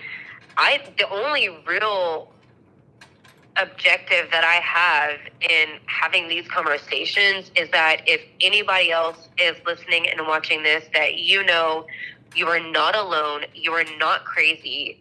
That you need to believe the experiences that you have are real, and that you shouldn't feel alone in what you're going through, because that is anything in life. Probably one of the number one things that can drive someone into deep depression and feeling so isolated. And that is one of the worst feelings that you can live with, is knowing. And then, just like, her family, for me as well, I can't talk to anybody about this. Like, that's just, all but one. I mean, my guess. family does not, they're Southern Baptists. Like, they don't believe in that. Like, once you die, you die. Yeah. There is no limbo. There's no, it's funny because, like, there are no spirits. There are no ghosts. But don't y'all call him, like, the Holy Spirit? Like, if but you he's believe in still God, around. you gotta believe in the devil. So, I mean, he's a ghost because he's not alive. I'm not dealing with the ghost, though. And I agree. It's nice to have a community that's on one topic that's a part of your life that, a lot of people don't get. And I think a lot of people need that outlet, like you said. And I'm glad that you definitely came on and shared your experience. But I'm telling you, girl, if you just pulled out your phone one time, I would say that your experiences are a lot more intense at times than what I would experience. I know my videos depict something different, but I don't know if I could handle all that, man. And then the people around you dealing with it, and like, holy shit. When I told you about, like, the picture falling or whatever, it was fine. So I actually tried to debunk that the next day. The next day, because we had obviously picked up the picture and put it back. The next day, I went over, after the kids were at school, I went over to the table. Like I said, it's an iron fucking table with a glass top. I kicked the table, nothing happened. Kicked it harder, nothing happened. I kicked the shit out of that table. The picture finally fell, but I had to kick that table really fucking hard with shoes on. And when it fell forward. Okay. I finally did talk to my mom about what was going on in the house. Don't necessarily think she would believe me, but I just felt like I wanted to get it off my chest. And she talked about, okay, well, maybe when I come over there, she's like, I don't know if I want to go over there, but, maybe I could bless the house and just go from room to room and bless the house. Guess what? Next morning, woke up, not only was the picture on the floor, but it was fucking ripped and broken in half. Oh, wow. Like, literally, and what's funny is my husband and my kids were already up making breakfast, and I walk out there, but as soon as I walk out there, it's broken on the floor. And he was like, it was not broken there. I would have. And not only that, I had woken up at 7:00 in the morning, and this was right before everybody else got up because he was letting me sleep in. So I actually had gotten up. I had a headache. Woke up with a headache. Went to go take medication. Walked out there. It was fine because where it was placed on the floor and broken, I would have had to walk over it. I would have had no choice but to see it, and it was not there broken. Wow. And there's just no way, even because it fell on the carpet, but there's a rug right there. So the way that it fell, like the first time it fell, it didn't break. And it was laid in the exact same spot where it fell before, but it was literally broken in half. How does that even fucking happen, falling onto a fucking carpet from, like, less than 2 feet? It's not like a big-ass table. It's not like it fell on concrete or a tiled floor. It was on a rug, which was on top of carpet. So it was, like, extra cushion. How does it just break in half like that? And it's a thick picture frame. It was like it wasn't one of those thin ones. It's like a big, old-ass antique picture frame that is at least an inch thick. Jesus. And that would scare the shit out of me. If that happened in this And right house after my mom said that she would come bless the house. And you wonder why I don't want to have people come in here, like, doing shit. I'm like, y'all just gonna get worse. Like, I'll deal with what I have now. Like, I really feel like if I was to do anything else, it would just make it worse. I'm not trying to make it worse. I mean, like you do, I know you say that you don't want to live with it forever, but it's not hurting anybody. I mean, yes, my husband's been scratched, but he's fine. It's not like he's gonna die from a couple scratches. Like, he'll live. Yeah. You know, like, it's. I mean, my main concern is my youngest. You know, my youngest is the one who has experienced more. Like, literally, actually, you know, like I said, after we moved in here, she started having night terrors. But then one night, she woke up and she came to my door, and she wasn't having a night terror, but she was crying. And she was like, "Can I sleep with you?" And I was like, "What? Like, why? What's up?" And it was like 2:00 in the morning. And she was like, "'Cause she poked me." I go, "She poked you?" I said, "Who, Chris?" She said, "No, the lady." I said, "The lady?" I go, "What lady?" And she was like, "In my room." I was like, "Where in your room?" She goes, "In the closet." And so I said, "She poked you?" I said, "Where did she poke you?" She goes, "In my tummy." And I said, "Can you show me?" And she poked, like, with her first finger, she poked me hard in my stomach, like, boom.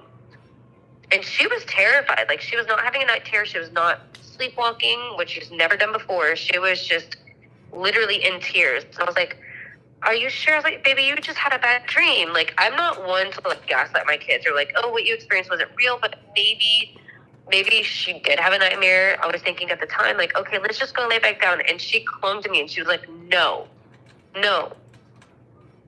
And I was like, okay, that's fine.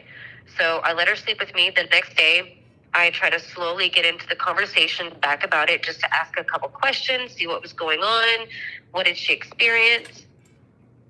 And so a friend had recommended to me asking her to draw what she saw. Again, she wasn't even 3 yet. She was 2 years old, like almost 3, but granted, still really small. And kids that age don't draw very well, you know. Can't even draw a stick figure. So I said, "Hey," I was like, "about last night," I was like, maybe you can draw me a picture." And so I gave her a pen and some paper, and she literally drew a skull face. And I asked her, I said, "So about last night," I was like, "So what did you see?" And she was said, "A lady." I said, "Okay." I was like, "What did she look like?" And so just to give her like an age range, you know, like if you were to see a spirit or a person, I said, "Did she look like you? Did she look like Chris? Or did she look like mommy?" Because here we have Zoe, who was almost 3. Chris at the time, I think, was 12. And then me, an adult. So you have a young child, a teenager, and then an adult. 3 good age ranges. And she said, "Like you." I said, "Okay." I said, "Well, what did she look like?" She said, "A skeleton." I don't even know any time I've ever said the word or for my daughter to know what a skeleton is, but she said, "A skeleton." And I said, "Where was she?" She said, "In the closet." I said, "Where in the closet?" She said, "At the top." Oh, man. And my daughter has been, like, fiercely independent. Like, I will do this myself. I will do that myself. Like, I don't need your help. Always been that way. Mm-hmm. Ever since then, she will not go into any of the rooms by herself. Maybe the boys' room, but not in Chris's room. Not in my room, which I've had plenty of experiences. She definitely won't go into my bathroom anymore. She used to go to the bathroom by herself, like, come out, like, "I went potty, wash my hands." And now she's like, "Will you go to the bathroom with me?" And I was like, "Why don't you want to go to the bathroom?" And she said, "Because the lady." I said, "Well, where's the lady?" She said, "In your bathtub." Oh, and I said, "What does she look like?" And she says, "Long black hair." And I'm like thinking The Grudge or The Ring or whatever. I'm like, oh, fuck. Like, yeah, no shit. I can only imagine what she saw. And then she won't she won't come into the room by herself. And I'm like, "Why don't you want to go sit on mommy's bed?" And she said, "No, because the closet." I said, "Well, what's wrong with the closet?" And this closet's different than her closet. This is a very small closet. It's like, it has like a sliding door, but it's like a very small French door, and it's literally got a big ass safe in there, and it's got a small little shelf. Like, you could literally only have like half your clothes. Like, it's very small. You can't even walk into it. It's that small. And I said, "Why don't you want to be in the bedroom?" And she said, because a lady is in the closet. So it's like she's seeing a lady in the closet, seeing a lady in the bathtub. And yeah, her experiences to me sound more terrifying than anything I've ever been through in my life. And that's my main concern intense. is what she's going through. Well, like I said, I can't imagine that. And we are at that 2-hour mark. So I think this needs a episode 2. Definitely gonna have to do a follow-up on that. Wow. You know, thank you so much for sharing that. I bet there's a lot of people out there that can relate to that. And I'm just gonna have nightmares now. Thanks a lot. Sorry man. about that. You and me both. So I'll be right here with you. No, that's the point of all this, and I've got to give thanks to a lot of people. I mean, King Frostmare, Project Dark Knight, Durban Paranormal. Yes. Just an amazing group of followers, and I appreciate every one of you. And if you want to tell your story, just go to dinonugget741@gmail, and Tim and Rob will both be taking care of you, setting you up with an interview. And you know, just like this, it's a conversation between you and I don't interact with the comments at all, and this is just to, you know, give that group of people who are like-minded something to chew on. So I hope everybody enjoyed the content tonight. If you did, make sure you like and subscribe. That helps us out a lot. And I hope you all have a good night. Take care.